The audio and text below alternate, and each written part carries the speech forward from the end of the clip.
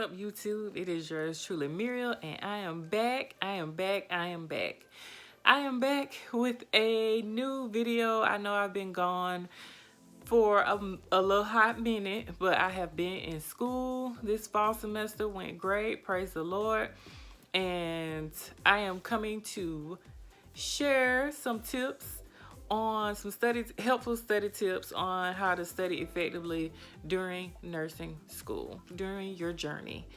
I did not know anyone in the previous nursing class ahead of me, and we did have a mentor. Our school did assign a mentor to us, but I didn't know what questions I wanted to ask the mentor.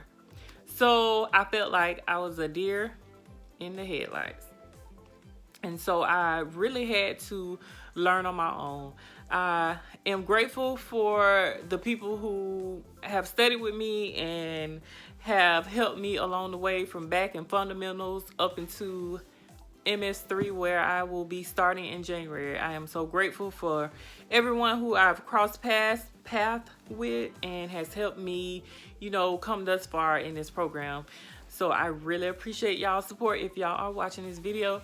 But I do feel like I did wish I had someone to reference, someone to give me some kind of guidance and, help me along the way. Because the nursing program is definitely challenging. It is a vigorous program. And it's a lot. It can be stressful. It can be a lot. So I wanted to come with a short video, give y'all some tips on how to study effectively during the nursing video. So if this video is something you're interested in, please keep watching. Tip number 1, I would recommend that you know the reading material, where it's coming from. And the best way to get that information is to look at your course objective.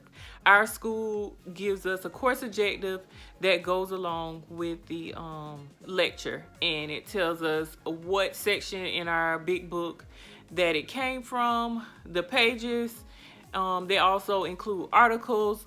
Sometimes we have pre-class assignments that may be helpful, and we also have in-class assignments that will definitely be helpful to help you follow along with the lecture. So just, if you have time skimming through the chapters and looking at the bold or italicized words and just skimming over the chapters before class, I think is definitely helpful. Tip number 2 would be to show up for class. Come to class. I am a visual learner. I like to see and I like to, be active. So it is definitely helpful for me to be present in class. Sometimes our professors have information that did not make it to our PowerPoints, but they talk about it in class. So that's why I feel like it's important to come to class. So coming to class, seeing if they bought any props or illustrations to kind of describe or explain whatever the disease process is, I think it's definitely beneficial to come to class. And if you're in class, audio recording is definitely helpful when you're reviewing at home to reference. So come into class and then audio recording while you're in class. I think it's definitely helpful for you to refer back to whenever you're reviewing at home. Tip number 3. So since it's nursing program, y'all, I've never used a planner until this nursing program. So tip number 3 is going to be plan out your days that you want to study for your exam or want to review for your exam. For me, I like to review no more than 2 lectures a day. So I would do lecture 1 on a morning that I don't have clinicals or I don't have anything going on, and I would do lecture 2 that evening. It's a lot of information in the nursing program, so I don't want to overload myself with 3 or 4 lectures in one day, depending on if they're short or not. So filling in your planner and setting time for you to do 1 lecture in the morning and 1 lecture in the evening. I think is reasonable for you to be able to review 2 lectures a day. If you're able to do 3, more power to you.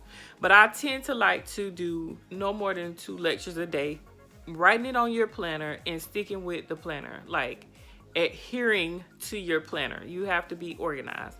And when you're reviewing, I like to have the audio playing, and I like to have the PowerPoints in front of me. I may miss something that I may hear the professor say over the audio, and it'll give me time to pause it and write down what I need to write down. Versus when you're in class, the professors are talking and they're not waiting for you to write your information down. You better get what you can get, and then you can go back and listen to it later.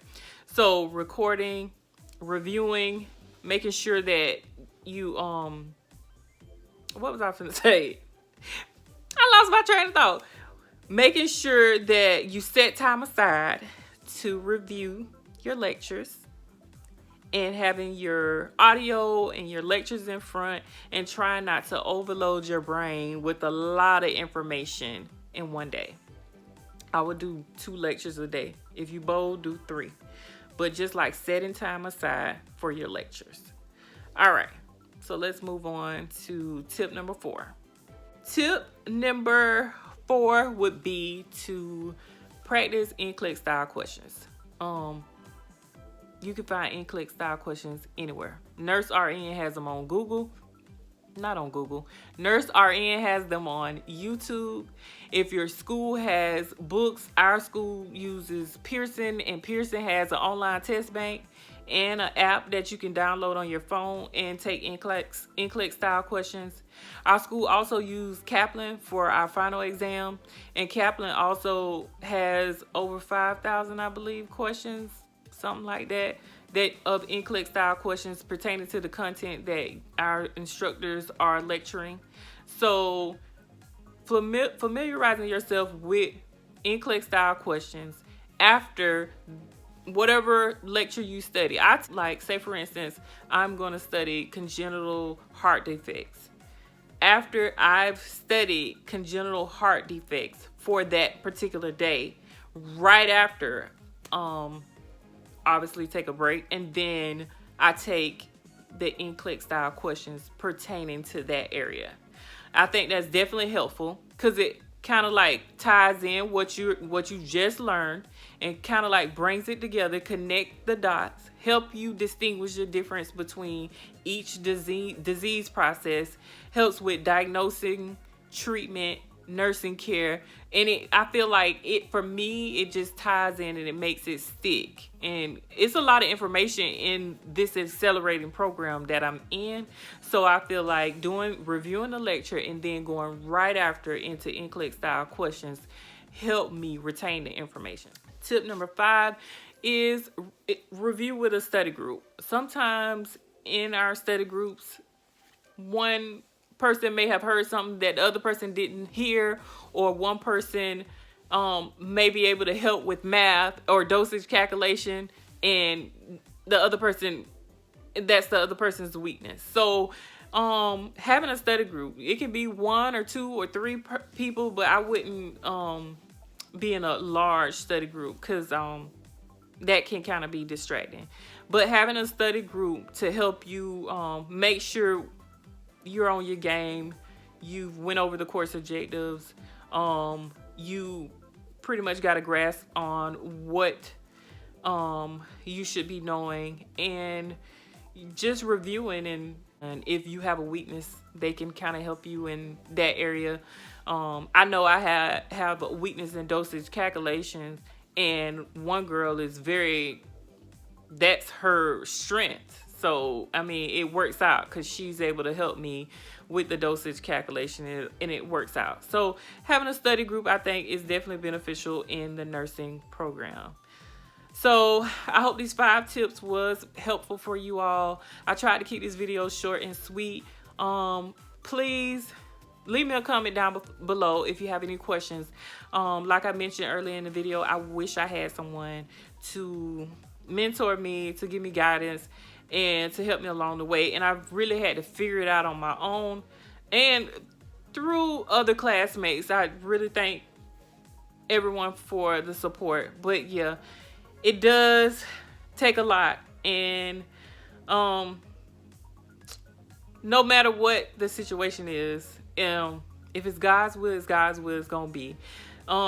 If you have a passion for nursing, don't give up. Because sometimes nursing school can make you feel like you're not enough, or you're not smart enough, or you can't do it. Whatever the case may be, don't give up. Because if it's in the will, it will be done. All right, I'm going to wrap it up. Remember, love costs nothing, smiles are free, and a hug can save someone's life. So be encouraged.